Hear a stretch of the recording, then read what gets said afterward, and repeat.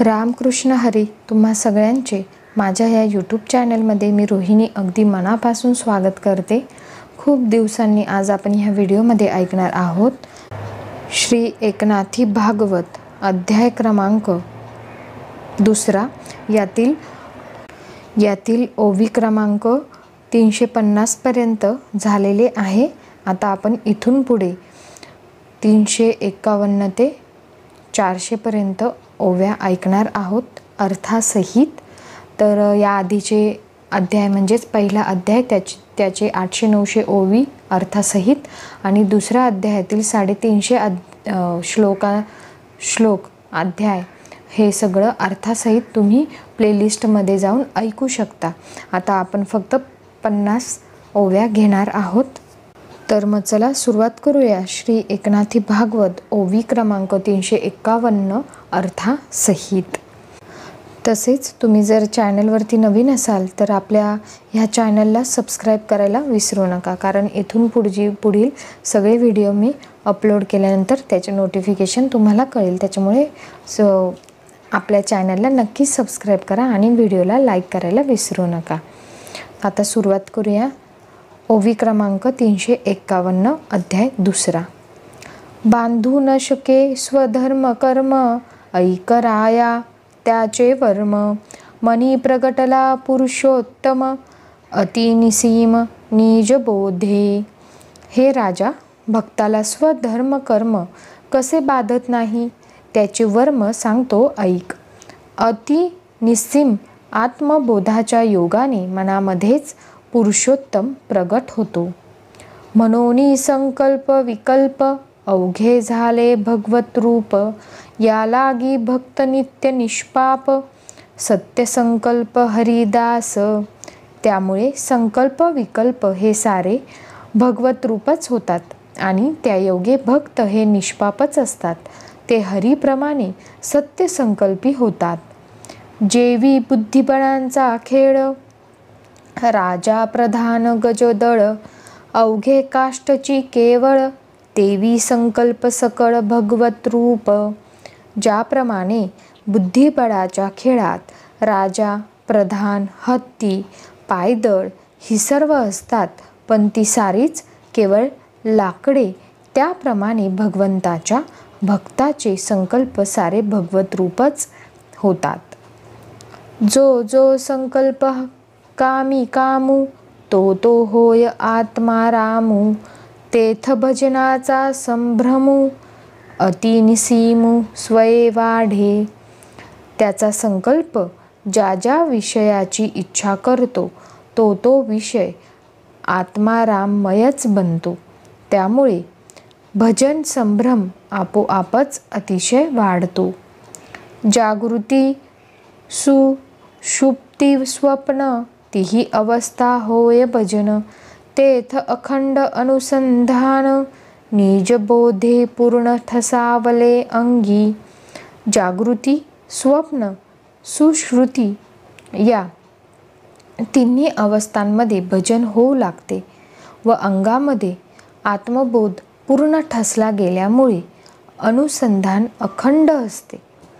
मना होता समाधान समाधाने अधिक भजन पूर्ण बाणले अनुसंधान ध्येय ध्याता ध्यान समरसे भजे. मनाला समाधान प्राप्त झाले म्हणजे त्या योगे भजनही अधिकच वाढत जाते.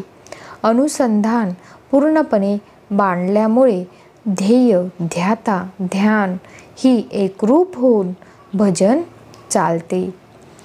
तुर्या साक्षी उन्मनी याही लाविल्या भगवत भजनी जव्वरी अवस्थापणी आप आपणी मुकल्या नाही.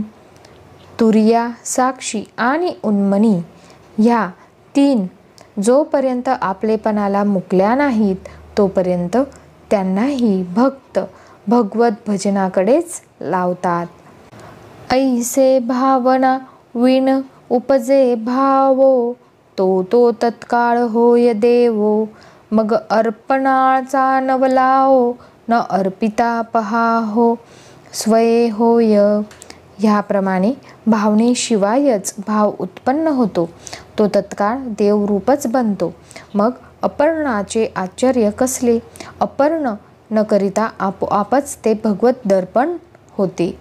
स्वरूपे मिथ्या केले स्वप्न, जागृती सोलुनी काढिले ज्ञान, निवडोनी सुषुप्ती सुख समाधान, तिही ते पूर्ण एकत्र केले. स्वरूप अनुभवाने स्वप्न मिथ्या करून सोडले, जागृती सोलून ज्ञान काढले, सुषुप्तीचे सुख समाधान निवडून काढून ते पूर्णपणे एकत्र करून ठेविले. तये स्वरूपी सगळे मन, स्वयेची करी निज आत्मार्पण, तेथीचे सुख समाधान, भक्त सज्ञान जाणती व स्वये. की अशा स्वरूपात स्वतः मनच आत्मअर्पण करते. अशा स्थितीतील सुख समाधान सज्ञान भक्तच जाणत असतात. या परी मानसिक जाण, सहज स्वरूपी होय अर्पण, आता इंद्रियांचे समर्पण, होय ते लक्षण ऐकराया. ह्याप्रमाणे मानसिक व्यापार स्वरूपामध्ये सहज अर्पण होतो असे तू जाण. आता इंद्रियांचे समर्पण कसे होते ते लक्षण ऐक. दीपुला विजे गृहा भीतरी, तोची प्रकाशे गवाक्षद्वारी, तेवी मनी प्रगटला श्रीहरी, तोची इंद्रियांतरी भजन आनंदू. घरामध्ये दिवा लावला म्हणजे त्याचाच उजेड खिडक्यांतूनही बाहेर पडतो. तद्वत मनामध्ये श्रीहरी प्रगट झाला म्हणजे तोच इंद्रियांमध्ये भजना आनंद रूपाने प्रगट होतो. तेची इंद्रिय व्यापार सांगिजती सविस्तर, स्वाभाविक इंद्रिय व्यवहार भजन तत्पर परब्रह्मी. तेच इंद्रियांचे व्यापार सविस्तरपणे सांगतो ऐक. स्वाभाविक इंद्रिय व्यापारही परब्रह्म स्वरूपात भजन रूप होतात. जव दृष्टी देखे दृश्याते, तव देवोची दिसे तेथे, या परी दृश्य दर्शनाते, अर्पी भजन सत्ते दृष्टीचा विषय. दृष्टी जेव्हा दृश्य पदार्थाला पाहते तेव्हा तिला तेथे देवच दिसत असतो. ह्याप्रमाणे भजन सत्तेने दृश्य दर्शनासह दृष्टीचा विषय भगवंताला अर्पण करतो. दृष्ट द्रष्टा आणि दृष्टी देखता तिन्ही एकवटी, सहजे ब्रह्मार्पण ते दृष्टी, भक्त जगजेठी या परी अर्पी.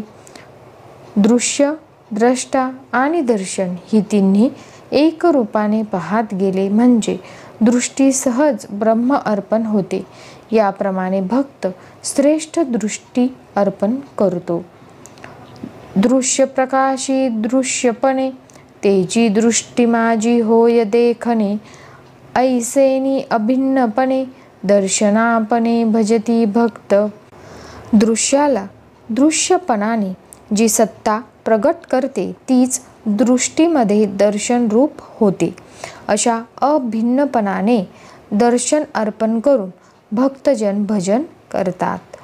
हे एकपणी तिन्ही भाग, तिन्ही माझी एक अंग, ऐसे जे देखणे चांग, त्याची अर्पणे सारंग सहजे अर्पी. एकपणात तीनही भाग आहेत व तिहींमध्ये एकच स्वरूप आहे असे हे सुंदर पाहणे हे सांग समर्पण होय. साडंग समर्पण होय. नाना पदार्थ प्रांजळे, नीच नवे देखती डोळे, परी अपर्णाचे सोहळे, निजात्म मेळे अर्पिती स्वये. डोळे नित्य नवे नाना प्रकारचे पदार्थ पाहतात, पण भक्तांना ते सर्व आत्मरूप दिसतात व त्याप्रमाणे दृष्टीच्या अपर्णाचे सोहळे ते भोगतात. या परी दृष्टीचे दर्शन भक्त करीती ब्रह्मार्पण, आता श्रवणाचे अर्पण अर्पी ते लक्षण ऐकराया. या प्रकारे दृष्टीचे दर्शन भक्त ब्रह्मा अर्पण करीत असतात. आता हे राजा, ते श्रवणाचे अर्पण ब्रह्मामध्ये कसे करतात ते सांगतो, ऐक. जो बोला ते बोलविता, तोची श्रवणी झाला श्रोता. तोच अर्थावबोधू जाणावा, तेथे ब्रह्म अर्पणता सहजेची. जो शब्दाला बोलविणारा तोच कानामध्ये ऐकणारा होऊन बसलेला आहे आणि अर्थाचे ज्ञान जाणणाराही तोच आहे. अर्थात येथे श्रवणाची ब्रह्म अर्पणता होते. शब्दू शब्दत्वे जव उठी, तव शब्दविता प्रगटे पाठी पोटी. तेने अकृत्रिम भजन उठी, ब्रह्मार्पण मिठी श्रवणे पडे. शब्द हा शब्द रूपाने उठतो न उठतो, तोच शब्दास बोलविणारा त्याच्या पाठीपोटी प्रगट होऊन राहतो.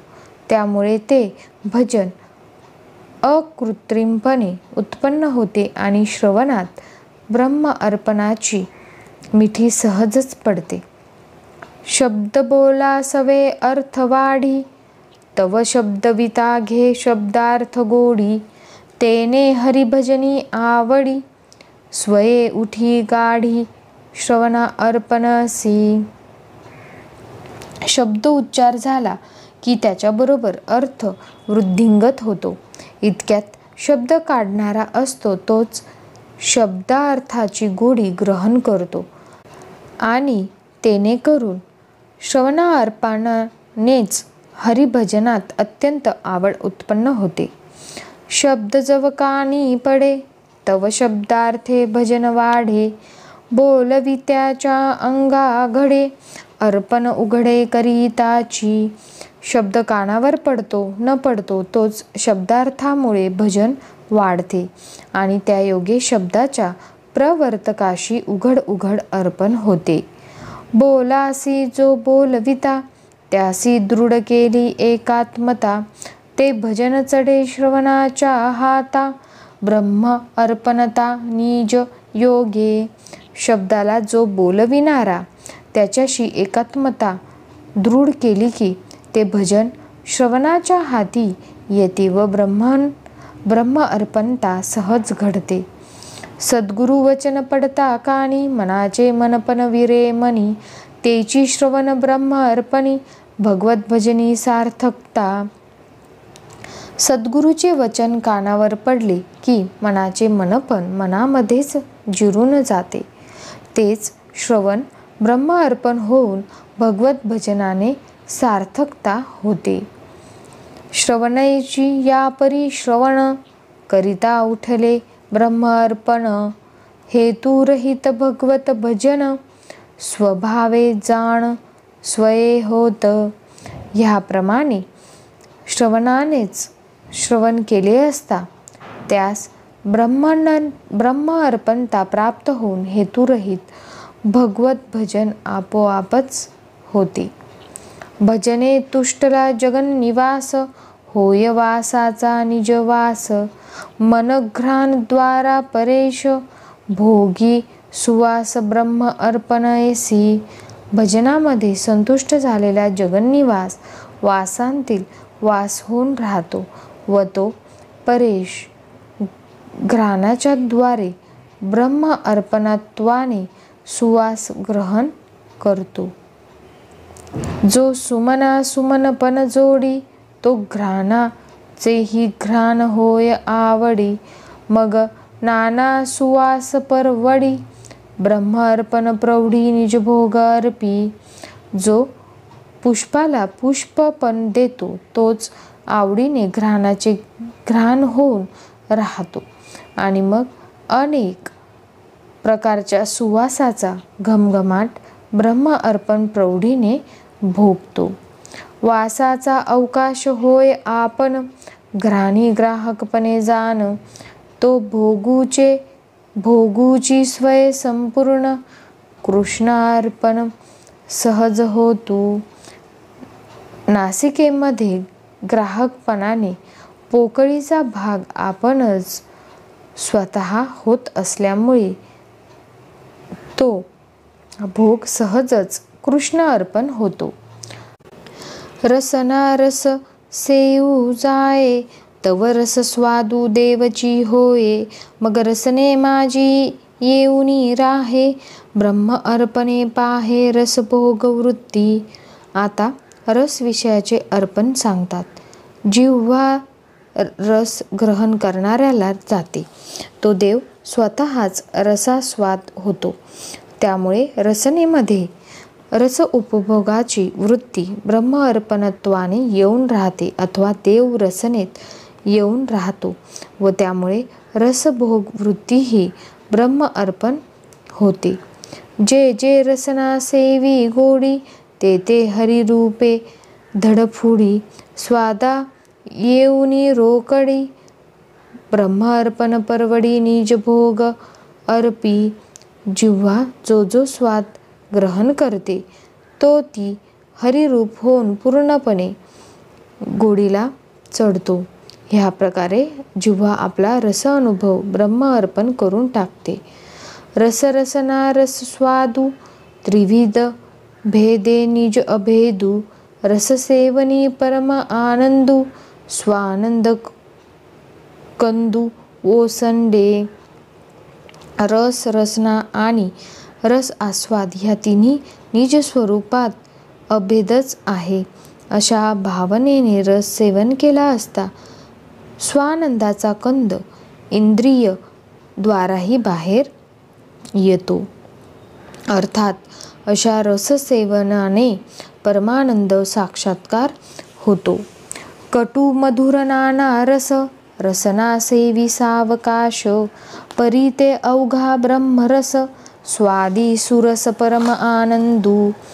कडू, मधुर इत्यादी जे रस अनेक रस आहेत ते रसना सावकाश सेवन करते, परंतु तो सारा ब्रह्मरस असल्यामुळे त्याच्या स्वादात सुरस असा परमानंदच प्रगट होतो. या परी रसी रसना, भोगे रतली कृष्ण अर्पणा. आता स्पर्श विषय रचना, अर्पे ब्रह्म अर्पणा ते ऐकराया. ह्याप्रमाणे रसना ही रसभोगद्वारा कृष्ण अर्पणातच रत होते.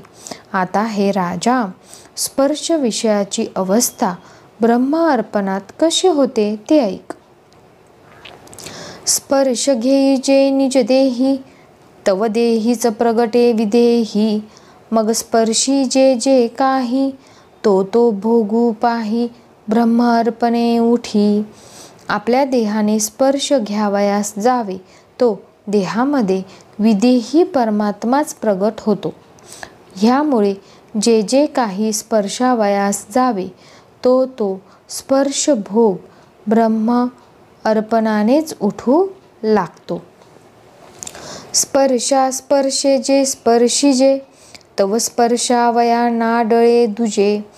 तेने एकापनाचेनी व्याजे, कृष्ण अर्पण ओजे भजन प्रगटे. स्पर्शा स्पर्शाने म्हणजे त्वचेने कशाला तरी स्पर्शावे म्हटले तर तेथे स्पर्श करण्यास दुसरे काहीच लागत नाही.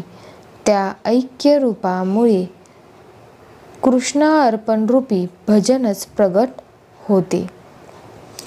तेथ जो जो घेई जे पदार्थू, तो तो पदार्थू होय समर्थू. तेनेची भजने परमार्थू, निज स्वार्थू निज भक्ता. तेव्हा जो जो पदार्थ म्हणून घ्यावयास जावे, तो तो पदार्थ सर्व सत्ताधीश परमात्माच होऊन राहतो आणि तशा त्या भजनाने निज भक्ताचा स्वार्थ जो परमार्थ तोच पदरी पडतो. द्यावया काही देवा जाये, तव देता भजन कैसे होये. देते घेते दान स्वये, देवोची होय निजांगे. आता हाताचे अर्पण सांगतात. हात देवास काही द्यावयास जातात, तो ते देताना भजन कसे घडते पहा. तर देणारा, घेणारा व दान ही तिन्ही देव स्वतःच होऊन राहतो. जेवते जेवते चालवी पाय, तो तो मार्गू देवोची होय. मग पाऊला पाऊली पाहे, निज भजन होय. ब्रह्म अर्पणेशी. आता पायाचे अर्पण सांगतात. भक्त जिकडे तिकडे पाय चालवीत नेतात, तो मार्ग देव स्वतःच होऊन राहतो. त्यामुळे ब्रह्म अर्पणत्वाने पावलोपावली निज भजन घडते. चरणा चरणानी जगती, तोची निजांगे क्षितीची क्षिती. चालता तैशिया युक्ती, सहज ब्रह्मस्थिती निज कर्मे अर्पी. चरणाच्या गतीला ज्याची चलना तोच पृथ्वीची धारणशक्ती आहे. अशा युक्ती धारणेने चालताना जो चालण्याचे कर्म सहज ब्रह्मस्थितीला पोहोचते. बोल बोलवी तिया वदनी भेटी, बोलणे लाजे त्याची दृष्टी. ते लाज गिळुनी बोलणे उठी, निज भजन पुष्टी ब्रह्म अर्पणेसी. मागील ओवी क्रमांक 370 मध्ये ज्ञानेंद्रियांपैकी श्रोत्रेंद्रियांचा शब्दविषय सांगितला. आता कर्मेंद्रियांपैकी वागींद्रियाचा शब्दविषय सांगतात. बोल आणि बोलविणारा यांची भेट वदनांत होते. त्याला पाहून बोल लाजतो आणि ती लाज गिळूनच मग बोलणे प्रगट होत असल्यामुळे ब्रह्म अर्पणासह निज भजन वाढत असते. शब्द मावळे निशब्दी, निशब्दची बोली जे शब्दी. तोची अपर्णाचा विधी, जाण त्रिशुद्धी समर्पी ते निशी. निशब्दामध्ये शब्द लय पावतो. निशब्द वस्तूच शब्दांनी बोलली जाते. अर्पणकर्त्यासह खरोखरीचा अर्पणविधी हाच असे समज. बोलू बोलविता बोला अंतू, तो बोलू अर्पणेसी च येतू. ऐसा शब्देची भजनार्थू, प्रगटे ब्रह्मार्थू ब्रह्मणार्पणेसी. बोल बोलविणारा तो बोलाच्या आत आहे असे मानले म्हणजे ते बोल श्रीकृष्णार्पणानेच उठतात. असे शब्दरूपानेच भजन होऊन ब्रह्म अर्पणासह परमार्थ प्रगट होतो. ऐसा मने कर्मे वचने, जो दृढावला भगवत भजने. तेची भजन अभिमाने, निज निर्वाणे दृढ करी. आता अभिमानाचे अर्पण सांगतात. वर सांगितल्याप्रमाणे मनाने, कर्माने, वचनाने भगवत भजनामध्ये जो दृढावला तोच ते भजन अभिमानाने दृढतर धरून राहतो. तरंग समुद्रा आंत औंता, म्हणे माझेनी मेघू तत्वता. जगाते निवविता जीवविता, तृषा हरिता चातकांची. समुद्राच्या आत असलेली लाट म्हणते की खरोखर पाहिले तर जगाला शांत करणारा व पोसणारा आणि चातकाची तृषा हरण करणारा जो मेघ तो माझ्यापासूनच झाला आहे. माझेनी सयस्ये पिकती, माझेनी सरिता उसळती. मागुती मज माझी मिळती, समरसती सिंधुत्वे. माझ्याच योगाने धान्य पिकतात, माझ्याच योगाने नद्या भरून वाहतात आणि पुन्हा त्या समुद्राशी ऐक्यता पावून मलाच येऊन मिळतात. तेवी मुळीचे पूर्णपण, पावोनी भजे अभिमान. त्याचे भजनाचे लक्षण, सावधान अवधारी. ह्या न्यायाने भगवत भक्त हा मूळचे पूर्णत्व पावून त्या पूर्णत्वाच्या अभिमानाने भजू लागतो. त्या भजनाचे लक्षणही चित्त देऊन ऐक. म्हणे मी सकल लोक करता, कर्म करोनी अकर्ता. मी सर्व भोग भोगता, नित्य अभोगता मी एकू. तो म्हणतो की त्रिभुवनाचा करता तो मी, कर्म करून अकर्ता व सर्व प्रकारचे भोग भोगून नित्य अभोगता असणाराही मीच एक. सकळ लोके माझी सत्ता, सकळी सकळांचा नियंता. सकळा सकळत्वे मी प्रकाशिता, होय मी शास्ता सकळिकांचा. सर्व लोकांमध्ये माझी सत्ता आहे. सर्वांमध्ये सर्वांचा नियंता तो मीच, सर्वांना सर्वपणाने प्रकाशविणाराही मीच, तसाच सर्वांचा शास्ताही मीच होय। सकळा भूती मी एकू, मीची व्याप्य व्यापकू, जनिता जनयिता जनकू, नहोनी अनेकू जगतरूप मी। सर्व प्राणीमात्रांमध्ये मी एकच आहे, व्याघ्र व व्यापक मीच, उत्पन्न होणारा व उत्पन्न करताही मीच, एकत्व न मोडता जगतरूप होणारा मीच। येथेच 400 ओव्या समाप्त होतात। पुढील व्हिडिओमध्ये आपण यापुढील ओव्या ऐकणार आहोत। आता इथेच थांबूया। तर चॅनलवरती नवीन असाल नक्की चॅनलला सबस्क्राईब करा, व्हिडिओ शेअर करा आणि आवडल्यास लाईक करायला विसरू नका। आणि मेन म्हणजे सगळ्यात महत्त्वाचं, नक्की मला कमेंट करून सांगा व्हिडिओ कसा आहे, अजून काय सल्ला असेल, काही कन्सर्न असेल तर नक्की मला कळवावा। धन्यवाद।